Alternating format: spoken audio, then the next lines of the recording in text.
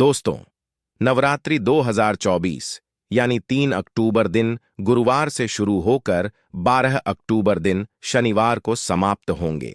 भक्तों, चलिए अब जानते हैं नवरात्रि में कौन कौन सी सब्जी नहीं खाना चाहिए और कौन कौन सी सब्जी खाना चाहिए और कौन सा फल खाने से व्रत टूट जाता है। जय माता रानी। जो हमारी वीडियो देख रहे हैं उनके घर में सदैव अपना स्थान बनाए रखना, उनकी झोली खुशियों से भर देना। जय माता दी। भक्तों, 2024 में इस बार मां दुर्गा पालकी पर सवार होकर पृथ्वी लोक पर पधार चुकी है।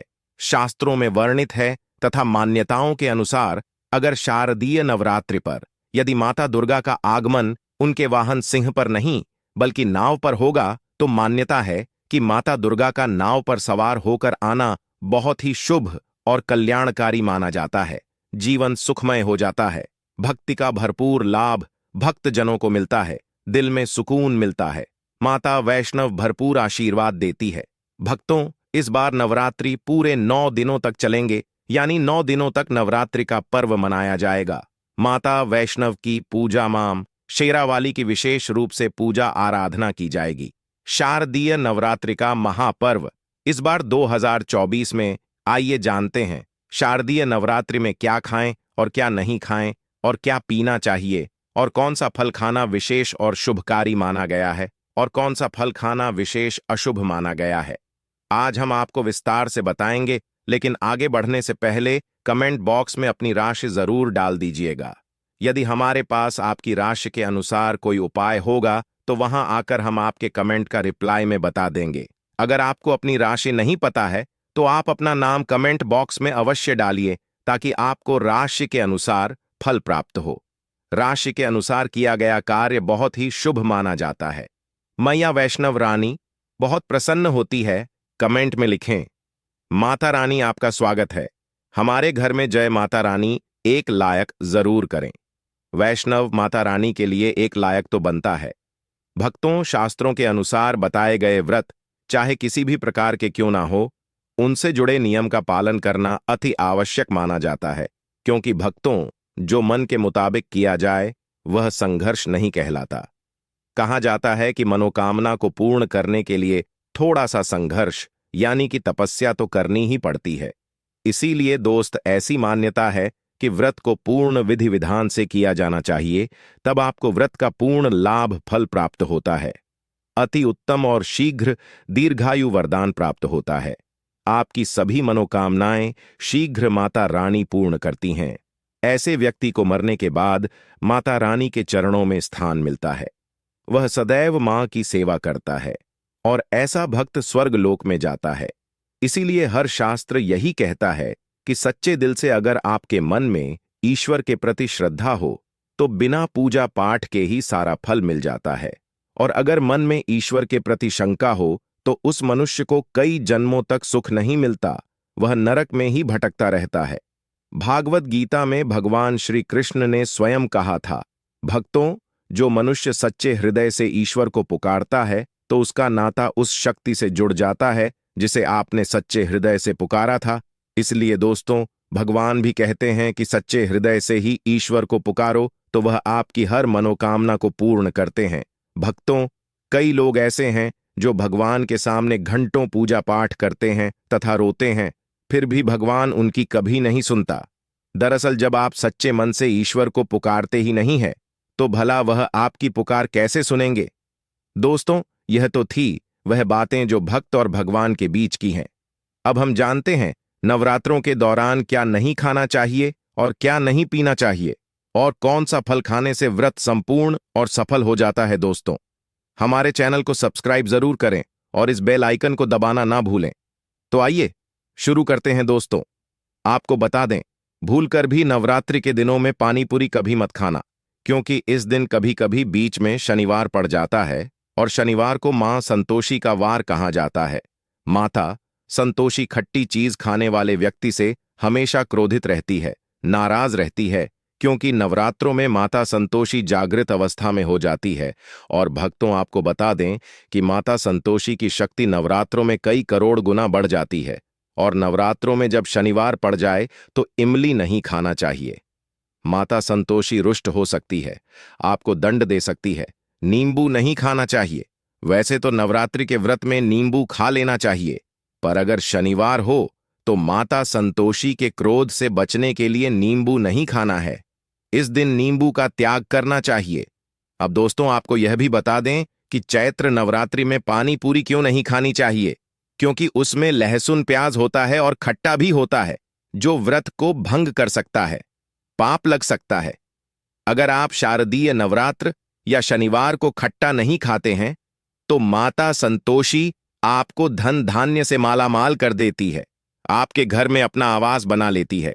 दोस्तों, बस शनिवार के दिन, नवरात्रों के दिनों में इस चीज का त्याग करना चाहिए, पालन करना चाहिए। नवरात्रों में लहसुन प्याज और खट्टा, फिर चाहे आपने व्रत भी नहीं रखा है, फिर भी आपको शनिवार के दिन या अन्य दिनों में लहसुन प्याज नहीं खाना चाहिए। भक्ति नवरात्रि के दिन अगर आपने व्रत रखा है तो यह फल जरूर खाने चाहिए। दोस्तों, आपको बता दें कि शास्त्रों में बताया जाता है कि भगवान के भोग में सेब आदि जरूर अर्पित किया जाता है। अगर आपका व्रत है तो आपको उसे जरूर खाना चाहिए। केला, पपीता, तरबूज और मीठे अंगूर जरूर खाना चाहिए। इन फलों से व्रतधारी को शक्ति मिलती, व्रत संपूर्ण हो जाता है। और शास्त्रों में बताया जाता है कि नवरात्रों के दिनों में केला जरूर खाना चाहिए। नवरात्रों के दिनों में केला का घर में प्रवेश होना बड़ा ही शुभ माना गया है। केला खाने से नवरात्रि का व्रत सफल हो जाता है, क्योंकि इसमें माता रानी और भगवान विष्णु का आशीर्वाद मिला हुआ होता है। नवरात्रि के दौरान से जो भी खाता है उसे दुखों का सामना नहीं करना पड़ता है। केला आपको जरूर खाना चाहिए। माता लक्ष्मी प्रसन्न होती हैं और आशीर्वाद देती है। दोस्तों, आपको बता दें कि नवरात्रों में तेल की तली हुई हरी मिर्च खा सकते हैं, लेकिन कम मात्रा में खाना है। व्रत के दौरान ज्यादा तीखा नहीं खाना चाहिए भक्तों। व्रत में तीखा खाने से व्रतधारी की जो पेट की आंतें होती हैं उसमें जख्म हो सकते हैं। क्योंकि इस दौरान हम व्रत का पालन करते हैं तो हमारे पेट में कुछ नहीं होता है, इसीलिए हल्का खाना खाना सर्वोपरि है और उत्तम माना जाता है। व्रतधारी को रस्सी आलू अवश्य खाना चाहिए। इससे हमारे शरीर में ऊर्जा की भरपूर जरूरत होती है, पूरी हो जाती है। आप आलू का पानी पी सकते हैं। रसीले आलू जरूर खाना चाहिए। दोस्तों, नवरात्रों में भिंडी की सब्जी जरूर खाना चाहिए, क्योंकि दोस्तों, भिंडी में कई ऐसे पोषक तत्व होते हैं जो हमारी हड्डियों को मजबूत बनाते हैं। तथा नवरात्रों में बैंगन की सब्जी जरूर खाना चाहिए। लेकिन याद रहे, जब नवरात्रों में सोमवार पड़ जाए तो बैंगन की सब्जी मत खाना, पाप लगेगा। नवरात्रों में सब्जी में हरा धनिया जरूर डालना चाहिए। हरे धनिये से भी व्रतधारी को पोषक तत्व मिलते हैं। नवरात्रों में हरा धनिया अवश्य खाएं। इससे भक्तों जो शुगर लेवल होगा वह कम हो जाएगा।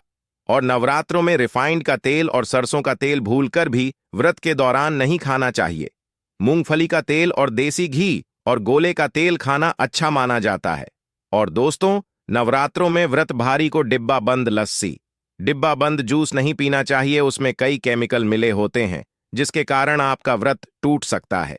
जब भी आप फलों का जूस पिएं तो याद रखें उसमें नमक डालें, नहीं तो व्रत टूट जाएगा। साथ ही साथ जूस में बर्फ भी नहीं डालना चाहिए। दोस्तों, आपको फलों का सादा जूस पीने से व्रत सफल होता है। दोस्तों, नवरात्रि के दौरान सिंघाड़े का आटा या कारण आपका व्रत टूट सकता है, क्योंकि यह छोटे छोटे कीड़े हमें दिखाई नहीं देते और आपके मुंह तक पहुंचाते हैं।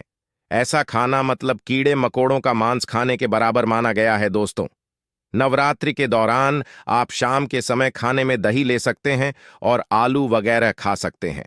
आलू के चिप्स खा सकते हैं, साबूदाने की टिकिया बनाकर खा सकते हैं और साबूदाने की खिचड़ी खा सकते हैं। आलू के पापड़ भी खा सकते हैं। दोस्तों, शारदीय नवरात्रि के दौरान आप दूध पी सकते हैं जो आपको ताकत देगा। चाय वगैरह भी पी सकते हैं। साथ ही साथ यह भी जानिए, माता रानी को 3 चीजें कभी अर्पित मत करना, इससे माता रानी क्रोधित हो जाती है। ऐसे में अगर आपको चैत्र नवरात्रि की रात यह एक चीज अगर दिखाई दे जाए तो समझो माता रानी आपसे प्रसन्न है। जानिए सब कुछ इस वीडियो में। दोस्तों, धर्मशास्त्रों के अनुसार शारदीय नवरात्रि का पर्व बहुत ही शुभ और अत्यंत दुर्लभ एवं मंगलकारी और धन संपदा प्राप्त करने वाला महापर्व और धन वैभव, कीर्ति यश प्राप्त करने वाला माह विशेष उत्सव माना जाता है। दोस्तों, माता रानी हमारे जीवन के सभी कष्टों को दूर करती है, हमारे घर में धन की वर्षा करती है। इसीलिए सच्चे दिल से कमेंट बॉक्स में मां को अवश्य याद करें। कमेंट बॉक्स में लिखें माता रानी की जय और माता रानी के लिए एक लायक अवश्य करें और हमारे चैनल को जरूर सब्सक्राइब करें। तो चलिए शुरू करते हैं। सबसे पहले अपनी राशि कमेंट बॉक्स में जरूर डाल दीजिएगा। यदि आपकी राशि के अनुसार हमारे पास कोई उपाय होगा तो वह आकर हम आपके कमेंट का रिप्लाई में बता देंगे। हमारे आपको हर जानकारी देगा जो दुनिया के किसी भी कोने में नहीं मिलेगी। यह शास्त्र आधार पर जानकारी है दोस्तों। सबसे पहले जानते हैं माता रानी को ऐसा क्या नहीं चढ़ाना चाहिए जिससे मां नाराज ना हो। देखिए, एक बार हमने गलती से माता रानी को यह चीज चढ़ा दी थी, तब हमें माता के क्रोध का सामना करना पड़ा था। इसीलिए शारदीय नवरात्रि पर आप ऐसी गलती मत करना। शास्त्रों के अनुसार माता रानी को प्रसन्न करना इतना आसान नहीं होता, और जो व्यक्ति माता रानी को प्रसन्न कर लेते हैं तो वह व्यक्ति अचल संपत्ति के मालिक बन जाते हैं। उसके ऊपर माता लक्ष्मी की कृपा बड़ी जोरों शोरों से बरसती है। कई पीढ़ियों से जो गरीबी भोग रहे होते हैं, यदि माता रानी शारदीय नवरात्रि पर प्रसन्न हो जाए तो 7 जन्मों तक की गरीबी मिट जाती है। धन वैभव से घर भर जाता है। उत्तम जीवन साथी तथा धन संपदा के साथ यश कीर्ति वैभव सौभाग्यशाली जीवन, सभी कष्टों से राहत, बीमारियों से राहत मात्र माता रानी के पूजन से समाप्त हो जाती है। जो व्यक्ति खास तौर पर शारदीय नवरात्रि पर माता रानी को प्रसन्न कर लेता है, वह व्यक्ति कुछ ही समय में धनी हो जाता है तथा राजा बन जाता है। मां लक्ष्मी उसी घर में वास करती है जहां पर सच्चे हृदय से मां की भक्ति हो। आपको बता दें, साल भर के त्योहार में माता रानी की पूजा में यह 3 चीजें माता रानी को कभी मत चढ़ाना, नहीं तो आपको बर्बाद होने से कोई नहीं रोक सकता। जो हमने गलती की वह आप मत करना, इससे माता रानी नाराज हो जाती है और हमेशा हमेशा के लिए आपका साथ छोड़ सकती है। एक बार माता रानी ने हमारा साथ छोड़ दिया था क्योंकि हमने गलती से माता रानी को यह चीज चढ़ा दी थी। तब बड़ी श्रद्धा पूजा पाठ करने के बाद माता रानी को हमने मनाया, प्रसन्न किया, और आज हम करोड़पति हैं, धनवान हैं। माता लक्ष्मी सदैव हमारे घर में वास करती है। जय माता रानी। मां बड़ी प्यारी है, चंचल है, अपने भक्तों को कभी निराश नहीं करते। तो चलिए हमारे धर्म ग्रंथों के आधार पर, शास्त्र आधार पर यह जानकारी शुरू करते हैं। भक्तों, इस दिन राहु केतु अपनी चरम सीमा पर होते हैं। जो लोग कर्ज लेते हैं, कर्ज देते हैं, राहु केतु उनके जीवन में आकर उल्टा उन्हें कंगाल, बर्बाद, नष्ट तथा घर में दरिद्रता आवास बना देते हैं, और ऐसे घर से माता लक्ष्मी, माता दुर्गा रुष्ट हो जाती है। आप माता रानी को शारदीय नवरात्रि पर एक मिश्री का टुकड़ा भी अर्पित करके पूजा पाठ कर सकते हैं। यदि आपके पास धन नहीं है तब भी माता रानी उतना ही प्रसन्न होती हैं, और आपके जीवन में धन और धनवान पूर्ण रूप से आपको यश कीर्ति प्रदान करती है। माता को छल कपट द्वारा धन प्राप्त करने पर तथा उन पैसों से पूजा करने पर माता प्रसन्न नहीं होती, उल्टा माता रानी अत्यंत रूप से क्रोधित हो जाती है। इसीलिए हम तो कहते हैं कि ऐसा ना करें तो ज्यादा ही अच्छा होगा। हमने जो गलती की, कम से कम आप वह गलती ना करें। यह गलती हमारे चैनल कर चुका है, इसीलिए हम चाहते हैं माता रानी की कृपा आपको उचित मार्ग करने के बाद ही प्राप्त हो। भक्तों, जब आप माता रानी की मूर्ति या तस्वीर लेकर आए तो हमेशा ध्यान से देख लें, टूटी हुई तथा छटकी मूर्ति नहीं होनी चाहिए। खंडित मूर्ति की पूजा नहीं की जाती, इससे माता रानी नाराज हो सकती है। शारदीय नवरात्रि पर पूजा की चौकी लाल कपड़े से बिछाने चाहिए। सफेद कपड़ा तथा काला कपड़ा या नीला कपड़ा नहीं बिछाना चाहिए। लाल रंग सर्वश्रेष्ठ और माता रानी को बहुत प्रिय है। भगवान कृष्ण कहते हैं, जो व्यक्ति माता रानी की पूजा में लाल कपड़े का आसान बिछाकर माता रानी का पूजन करेगा, उसके घर में धन, वैभव, यश, कीर्ति, उत्तम फलाहार रूप में उसका घर अन्न धन से भरा रहता है। घर में सुख समृद्धि की कोई भी कमी नहीं रहती। इससे माता रानी अत्यंत प्रसन्न होकर इस आसन पर विराजमान होती है और प्रसन्न होती हैं। माता रानी को फलों में नाशपाती नहीं चढ़ाना चाहिए, इससे पाप लगता है। नाशपाती यानी नाश करने वाला, इसीलिए शुभ समय पर नाशपाती नहीं चढ़ाना चाहिए। माता रानी के पूजन में अक्षत यानी चावल का बहुत महत्व माना गया है। शारदीय नवरात्रि पर चावल माता रानी को अवश्य अर्पित करने चाहिए। टूटे हुए चावल नहीं होने चाहिए, इससे माता रानी नाराज हो जाती है। शारदीय नवरात्रि पर घर के चावल कभी किसी को मत देना, इससे माता रानी आपका घर छोड़ सकती है, क्योंकि चावल माता लक्ष्मी का प्रतीक है। इस समय माता लक्ष्मी घर पर आती है, जाती नहीं है। हमारे चैनल पर आए हैं तो आपको सच्चा ज्ञान प्राप्त होगा। लिखित आधार पर यहां झूठा ज्ञान नहीं दिया जाता है।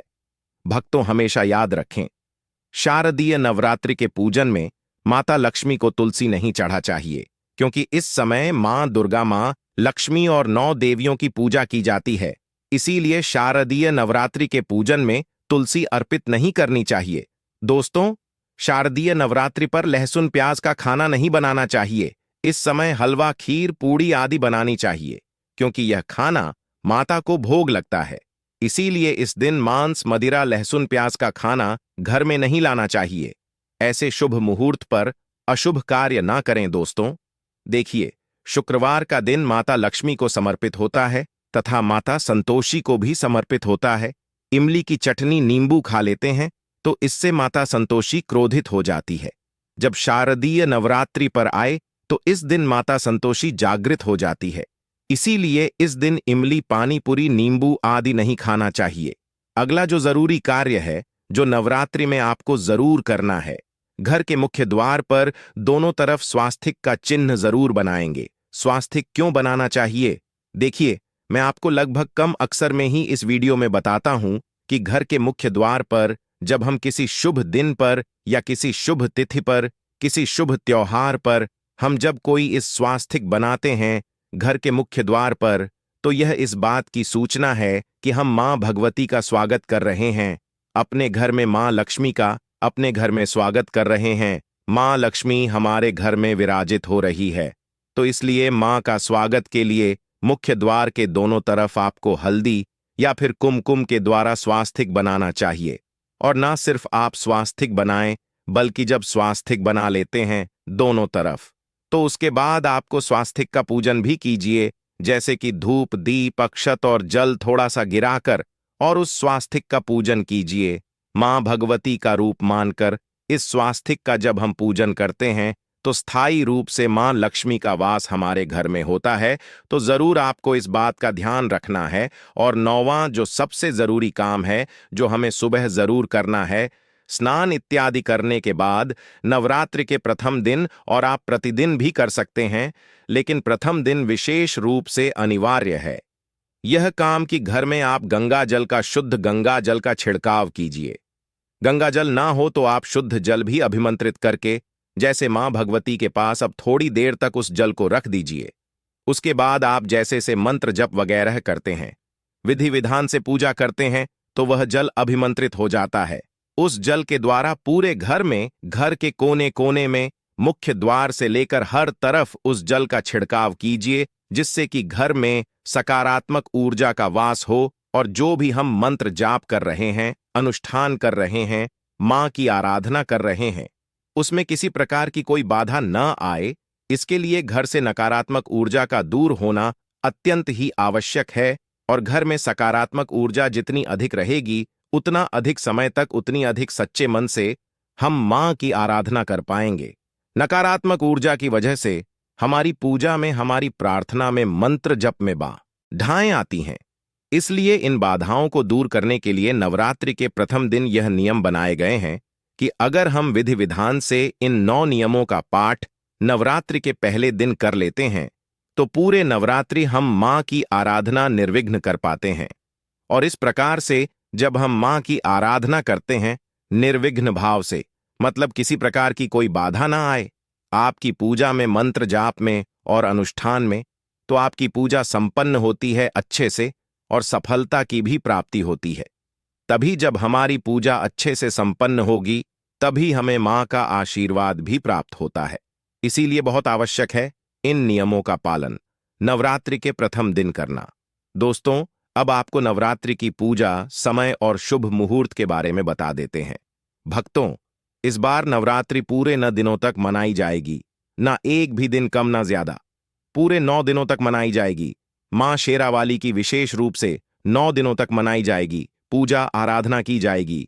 शारदीय नवरात्रि का महापर्व इस बार 2024 में नवरात्रि 3 अक्टूबर 2024 गुरुवार से शुरू होकर नवरात्रि का समापन 11 अक्टूबर 2024 बुधवार को नवमी पर होगा। 12 अक्टूबर 2024 को विजयादशमी मनाई जाएगी। ऐसे में शारदीय नवरात्रि पर माता दुर्गा की कृपा पाने के लिए कलश स्थापना का शुभ मुहूर्त है और इस बार घट स्थापना का शुभ मुहूर्त सुबह 6 से सुबह 7 तक रहेगा।